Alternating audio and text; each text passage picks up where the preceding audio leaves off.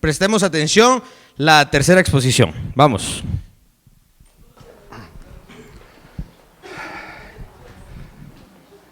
Para satisfacción mía, ya lo aprendí. ¿Sí lo aprendí? ¿Sí estoy biónico? Okay.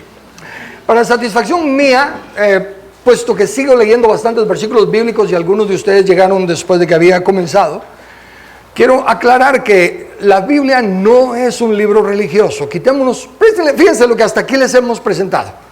Si se dan cuenta, todo es fraseología gubernamental. Todo son cosas de jueces, leyes y todo. Entonces, quitémonos ese, porque es un engaño. La astucia de los enemigos socialistas, comunistas, etcétera, es cambiarle significado a las palabras. Y al hacer de la Biblia un libro tabú, nos roban de toda esta información de principios y valores para establecer un gobierno justo. Así que ahorita, en la tercera parte, vamos a ver el propósito del gobierno civil. Tomaré dos textos para ello. Primero, Timoteo 2, versículos del 1 al 3. Dice: exhorto, ante todo, que se hagan rogativas, oraciones, peticiones y acciones de gracias por todos los hombres, por los reyes y por los que están en autoridad. Déjenme parar ahí. Fíjese, esta es una exhortación que nos está haciendo el apóstol Pablo, pero la iglesia lo ha tomado como que hay que orar por la autoridad, hay que orar, hay que bendecirlos. Aquí fíjense lo que está diciendo. Al leer en español, no dice oren por bendición para el gobierno. No dice nada de lo que las iglesias hacen. ¿Qué dice? Para que podamos vivir una vida tranquila y sosegada con toda piedad y dignidad.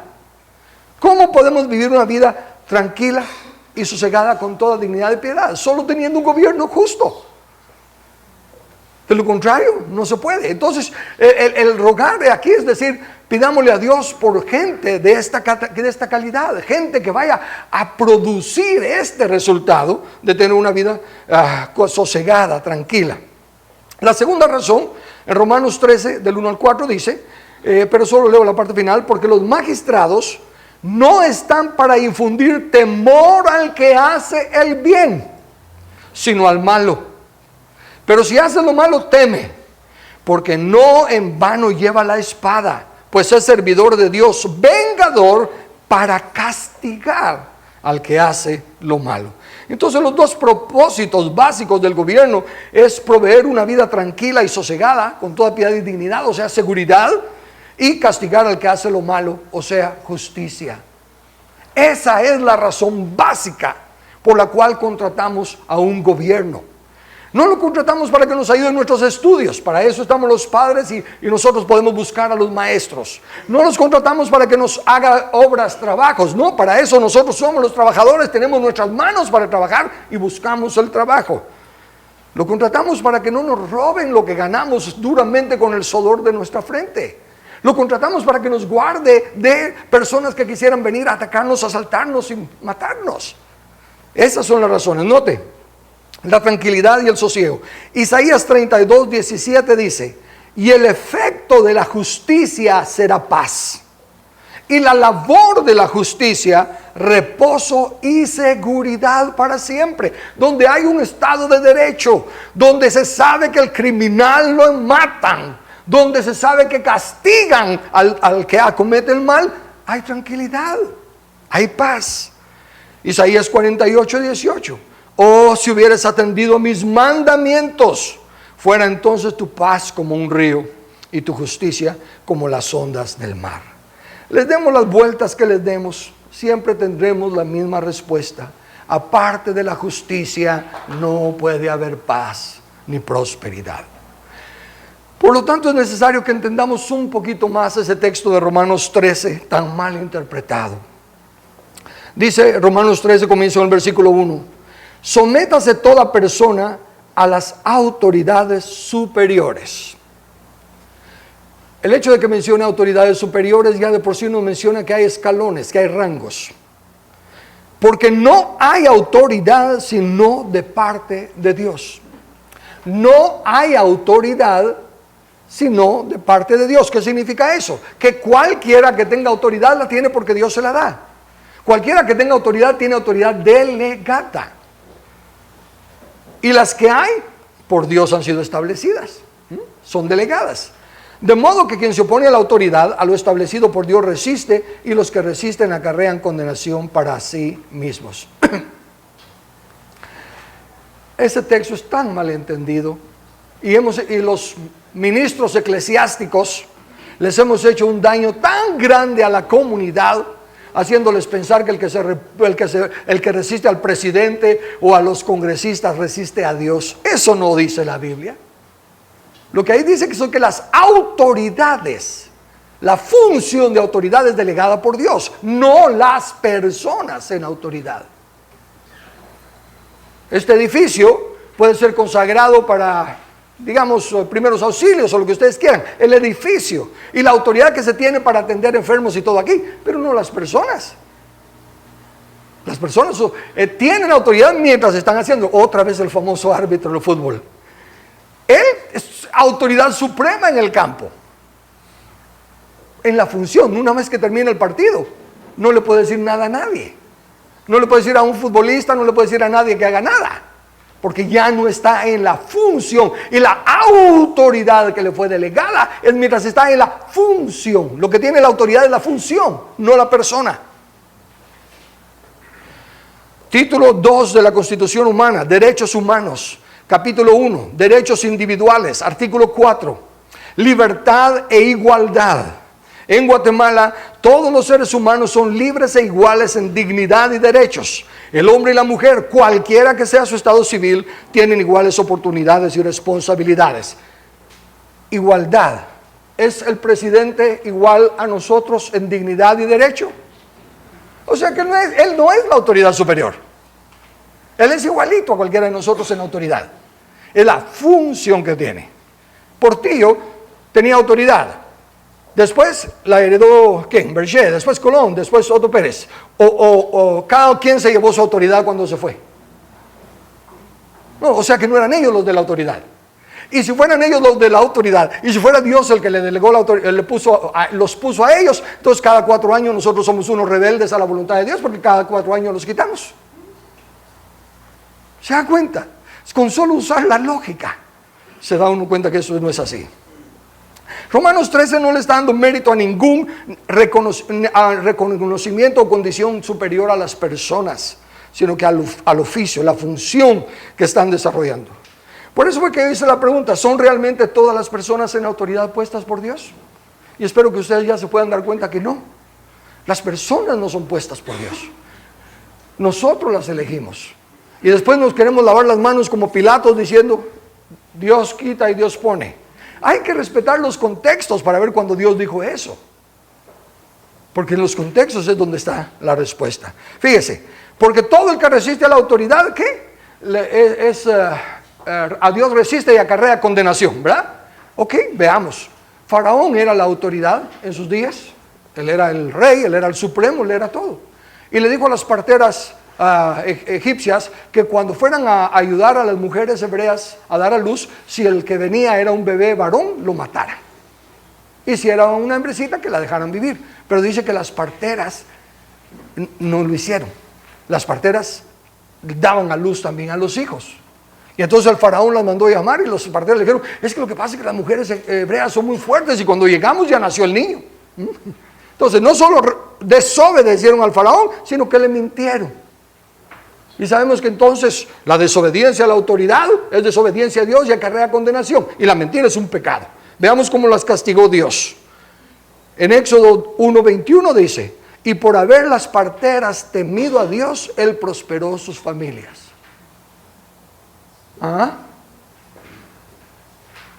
No resistieron a la autoridad y en lugar de condenación, Dios las bendijo y las prosperó. Es que Dios no puso al faraón. Dios puso la autoridad de gobernantes. Pero los hombres escogemos a quienes ponemos. Me salté un versículo, perdona William, regresémoslo. Oseas 8:4. Ellos, fíjese, eso es Dios hablando. Ellos establecieron reyes, pero no escogidos por mí. Constituyeron príncipes, mas yo no lo supe. De su plata y de su oro hicieron ídolos para sí, para ser ellos mismos destruidos. La Biblia claramente dice, Dios solo nos da los patrones, los principios, las normas, pero deja nuestro libre albedrío. He aquí pongo delante de ti la bendición y la maldición. Escoge. Eso es lo que dice la Biblia. Permítame usar una ilustración para qué significa realmente dar al César lo que es del César. Entonces les voy a usar una ilustración para poder explicar esto. Vayamos a la ilustración, por favor. Romanos 13:1 dice, no hay autoridad sino de parte de Dios.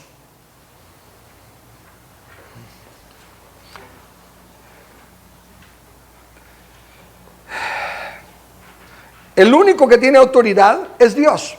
No hay autoridad sino de parte de Dios. Entonces, ¿quién tiene autoridad? Dios. ¿Quién más? Nadie.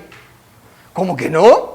El papá tiene autoridad sobre los hijos. Sí, como leímos, las que hay son dadas por él. Entonces, aquí lo tenemos. El único que tiene autoridad es Dios, pero, por favor, él delega la autoridad en 3 instituciones básicas: la familia, la iglesia y el Estado. Ninguna de las 3 es superior a las otras. Cada una tiene autoridad en su jurisdicción, en su marco de autoridad. La familia no le puede decir a la iglesia cómo caminar, cómo debe comportarse la iglesia. El Estado no se debe de meter con la iglesia. De hecho, estamos teniendo un juicio ahorita contra el Ministerio de Gobernación, porque el Estado se está metiendo a decir cómo debe funcionar una iglesia. El Estado no tiene derecho a meterse, y le estamos haciendo un juicio ahorita. Entonces, hay 3 instituciones. Cuando la Biblia dice las que hay por Dios han sido establecidas, se refiere a las instituciones, no a las personas en las instituciones. Por lo tanto, cuando Jesús dice dad al César lo que es del César, pongámoslo aquí.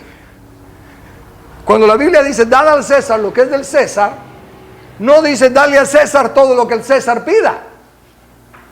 Dice dale al César lo que es del César.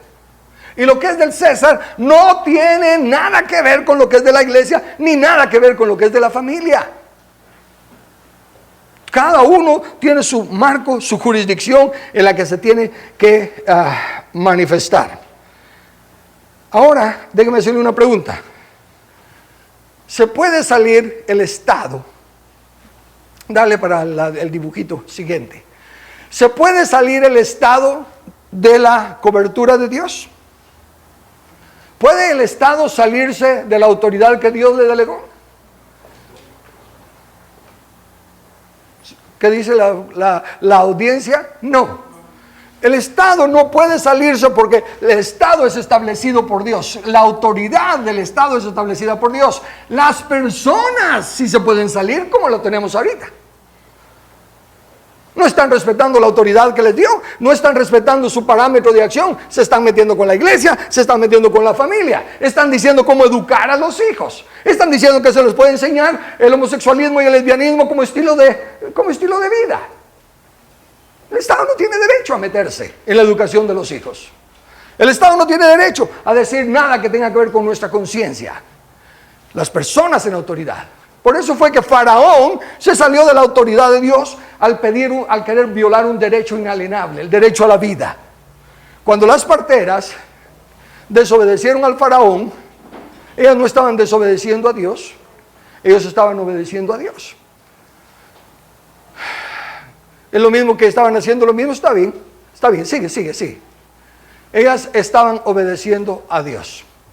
Uno más. Si siguen al Faraón, ellas se salen también de la voluntad de Dios. Si se quedan en la voluntad de Dios, aparentemente están en contra del Estado. Es lo mismo que el versículo que estaba antes. Pedro y Juan les dijeron, los de la autoridad, les dijeron a Pedro y a Juan, no prediquen el nombre de Jesús. Y Dios les dijo, juzguen ustedes si es justo obedecerlos a ustedes que antes que a los hombres. Respetaron su autoridad, le dijeron, ustedes decidan. Pero como ellos dijeron, sí, no predican, no. Tenemos que ir a las autoridades superiores. Sométase todo a las autoridades superiores. Y cuando vamos a la superior y a la superior y a la superior, la última es Dios. Cuando se acaban las autoridades humanas que no quieren someterse a Dios, nos volvemos para ellos rebeldes, pero seguimos sujetos a la autoridad superior que es Dios. Eso fue lo que hicieron Pedro y Juan, eso fue lo que hicieron las parteras. Desde un principio, Dios no delegó autoridad, y esto va a ser básico que lo capten por favor. Dios no delegó autoridad sobre los hombres, sino que sobre las funciones. Mire, ¿le delegó a Dios autoridad al padre sobre sus hijos? Sí, porque son familiares, la función de padre y la función de hijos. ¿Le delegó Dios autoridad a los pastores, a los ancianos, sobre los miembros de la iglesia? Sí, en lo que se refiere a cosas eclesiásticas. Pero no tenemos autoridad en decirle, mira, no pongas a tu hijo en esa escuela, ponle en esta otra. No tenemos autoridad para algo que sea fuera de ahí. Tenemos autoridad en lo que es su función. De igual manera, el Estado no tiene autoridad sobre ninguno de nosotros, excepto en la función de ciudadanos. Todo lo que coadyuve para el mejor desenvolvimiento de la sociedad, el bien común, tenemos que sujetarnos como ciudadanos. Pero no me pueden decir acerca de mi conciencia, ni me pueden decir acerca de la educación de mis hijos. Ahora, ¿qué si el hijo crece, se casa y forma su propia familia? ¿El padre sigue teniendo autoridad sobre él? Ya no, porque la función se acabó. Una vez que el hijo ya es un hombre, él ya no está bajo la autoridad del padre. Al padre tenía autoridad sobre la función, no sobre la persona. Y si el hijo viene y pone una empresa y contrata a su papá para que trabaje, ¿quién le obedece a quién? El padre al hijo. No, el padre nunca le obedece al hijo. Esa es la función de familia. Estamos hablando ahora de el jefe, el empleado le obedece al jefe. Y el jefe tiene autoridad sobre la función empleado. ¿Ven? Las mismas personas en diferentes roles cambian la autoridad. Eso es lo que tenemos que entender. El Estado solo tiene autoridad en los asuntos que competen a la ciudadanía. Sin embargo, hay un principio todavía más importante. Tanto los familiares como los miembros como los ciudadanos somos personas. Y cada quien dará a Dios cuenta de sí. Por lo tanto, como personas, no le obedecemos ni a la familia, ni a la iglesia, ni al Estado. Como personas, a quien le vamos a dar cuentas es a Dios. ¿Por qué desobedecía a esta familia? Porque querían que nos volviéramos terroristas y violáramos el derecho a la vida de mucha gente. Por lo tanto, no le obedecía a esta familia. ¿Por qué no le obedecía a esta iglesia? Porque querían que nos convirtiéramos en una secta y que acabáramos con todos los que no creyeran igual que nosotros. Por lo tanto, no le obedecía a esta iglesia. ¿Y por qué no le obedezco a este Estado? Porque se está metiendo a decirme cómo debo manejar mi familia y mi iglesia, y él no tiene derecho. ¿Me estoy explicando? Esa es la función legítima del Estado. Título número 3, el Estado, capítulo 1, el Estado y su forma de gobierno. Artículo 140, el Estado de Guatemala. Escuche, Guatemala es un Estado libre, independiente y soberano, organizado para garantizar a sus habitantes el goce de sus derechos y de sus libertades. Su sistema de gobierno es republicano, democrático y representativo. Paremos aquí. El Estado. La palabra Estado tiene dos connotaciones. Estado, somos todos los ciudadanos de Guatemala. Y le llamamos Estado también al gobierno civil. Por lo tanto, por el contexto, estamos hablando del Estado nosotros. Porque fíjense que dice, Guatemala es un Estado libre, independiente y soberano. Si eso fuera el Estado de gobierno, ya estamos fritos. Si ellos fueran libres, independientes y soberanos, ¿qué estamos haciendo nosotros aquí? El Estado libre, soberano, independiente somos nosotros. Y por lo tanto es importante que se dé cuenta que dice organizado para garantizar a sus habitantes el goce de sus derechos. ¿Quién se organiza? Nosotros, el pueblo. ¿Y nos organizamos para qué? Para garantizarnos el goce de nuestros derechos y de nuestras libertades.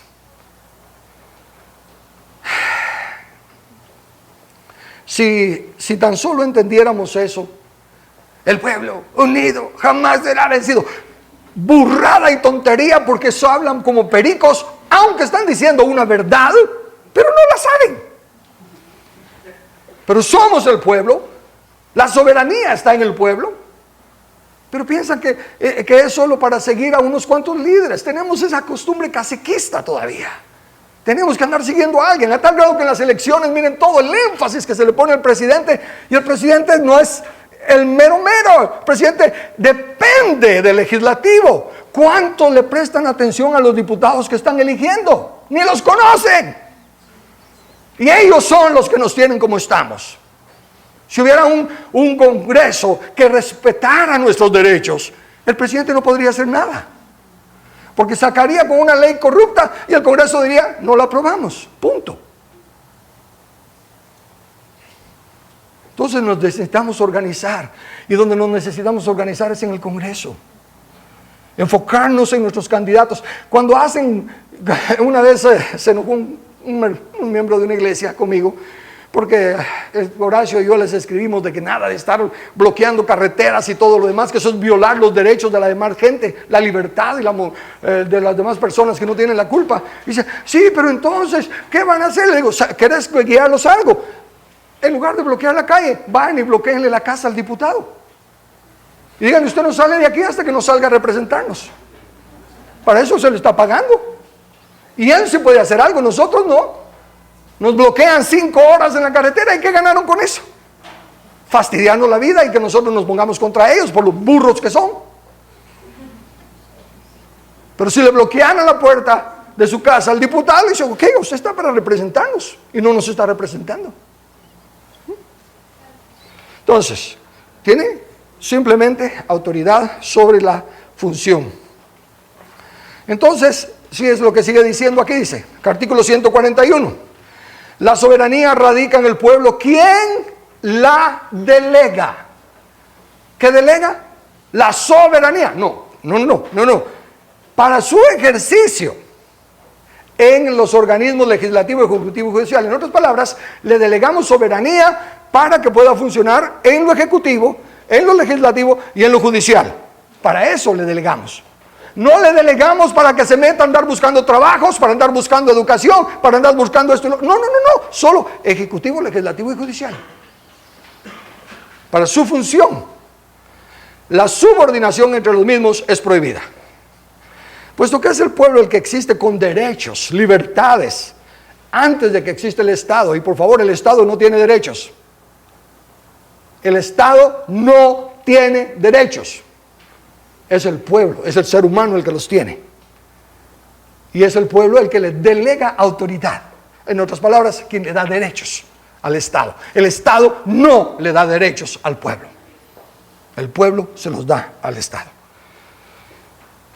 Pero este pueblo delega, como digo, parte, lo que sea la autoridad necesaria y pertinente para que el Estado o gobierno pueda cumplir su función legítima.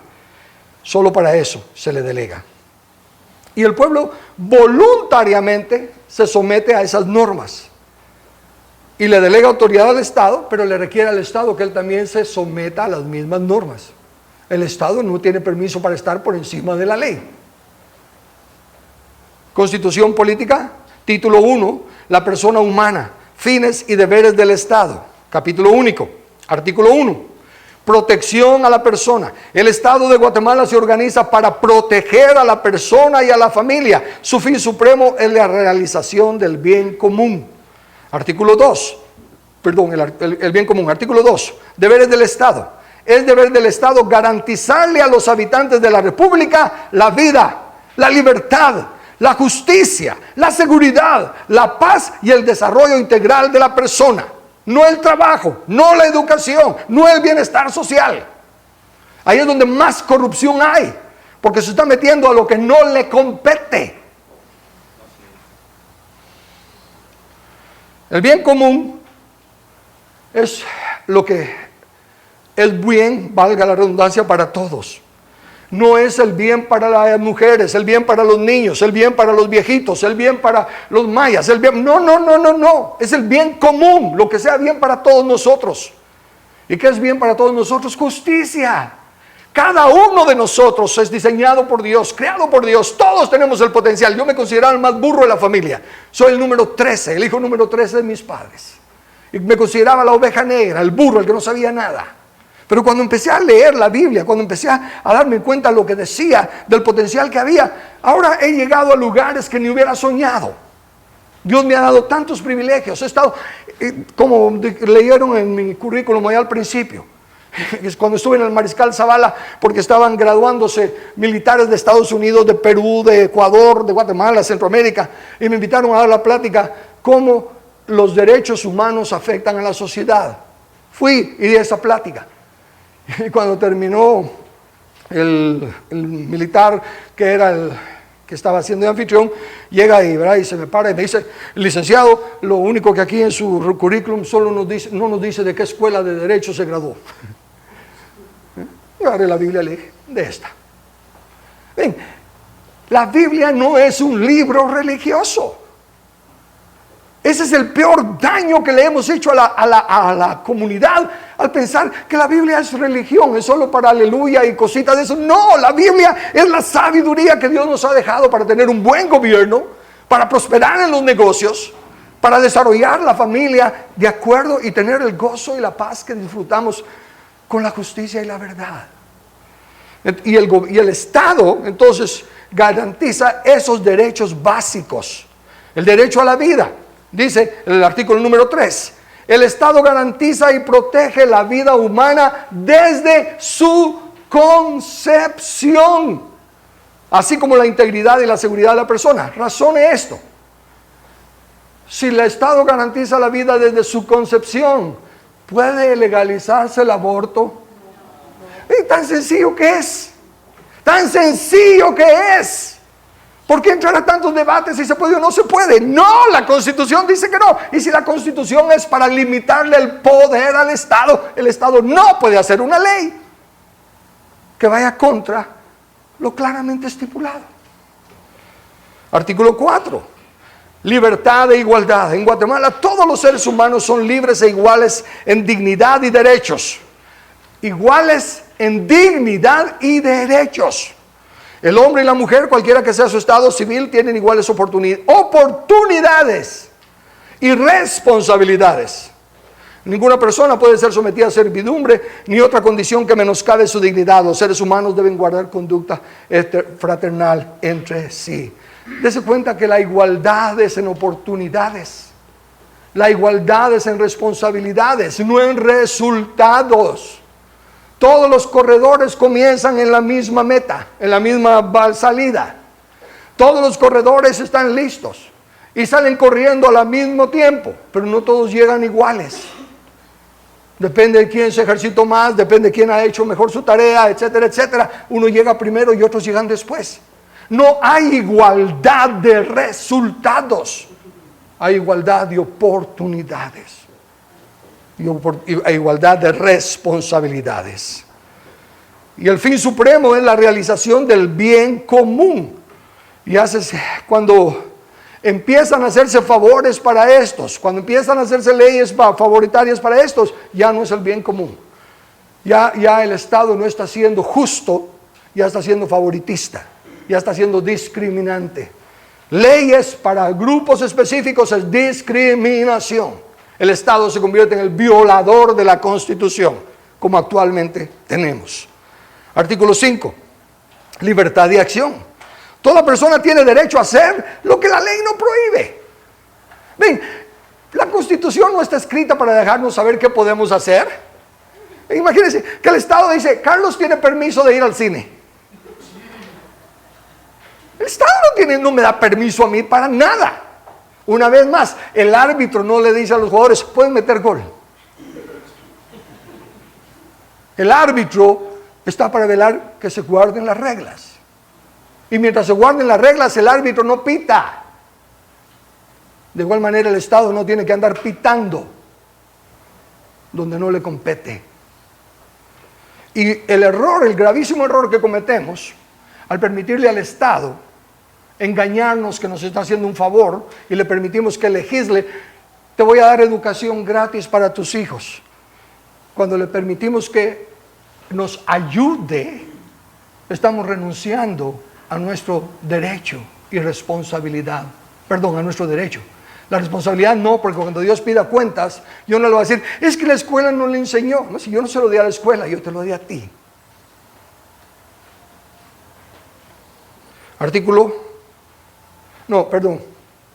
Romanos 13:3. Porque los magistrados no están para infundir temor al que hace el bien. Si nos están infundiendo temor a los que hacemos el bien, no son legítimos. No son respetuosos de la Constitución. Son violadores de la Constitución. ¿Quieres pues no temer a la autoridad? Haz lo bueno y tendrás alabanza de ella.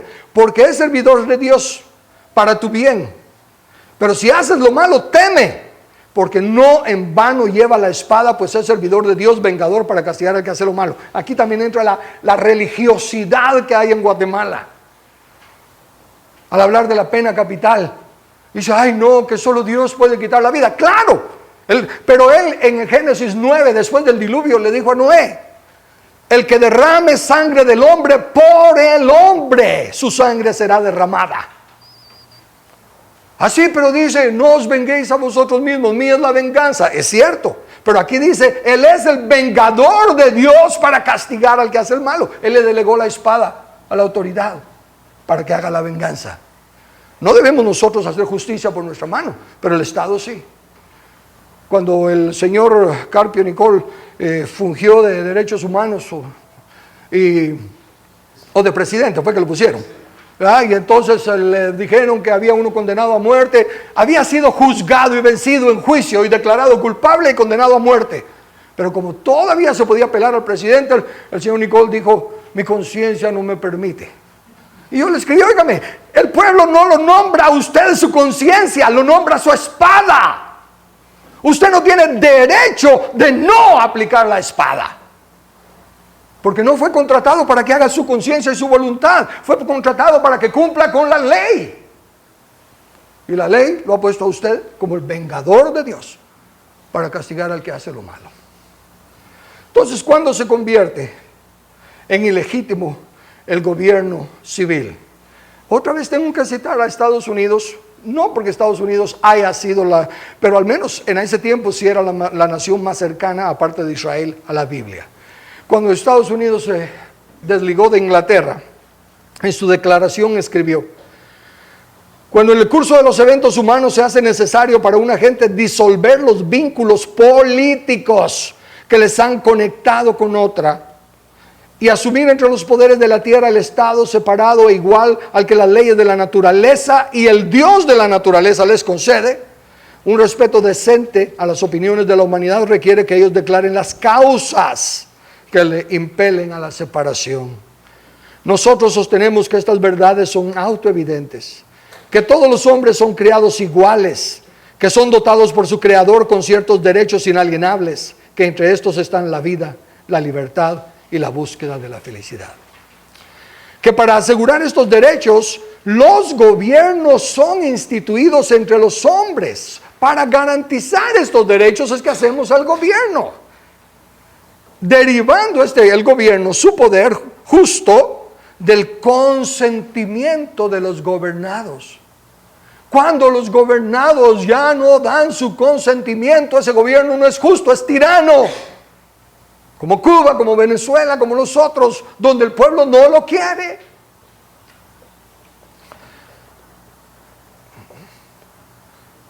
Pero que cuando cualquier forma de gobierno se vuelve destructivo de estos fines, ¿cuáles fines? Vida, libertad y la búsqueda de la felicidad. Vida, libertad y prosperidad. Es el derecho del pueblo alterarlo o abolirlo e instituir un gobierno nuevo, poniendo su fundamento sobre tales principios y organizando sus poderes en tal forma que a ellos les parezca la más adecuada para efectuar su seguridad y felicidad. La prudencia en verdad dictará que gobiernos largamente establecidos no debiesen ser cambiados por causas ligeras o transitorias. Pero note, es el derecho del pueblo alterarlo o abolirlo. Obviamente, nosotros no tenemos que llegar a las armas. Por la gracia de Dios, todavía tenemos los medios legítimos establecidos para alterar y cambiar esa clase de gobierno. Lo que necesitamos es conocimiento y acción. Y esa es una de las razones por las cuales este seminario está siendo presentado, para traer conocimiento que nos motive a la acción.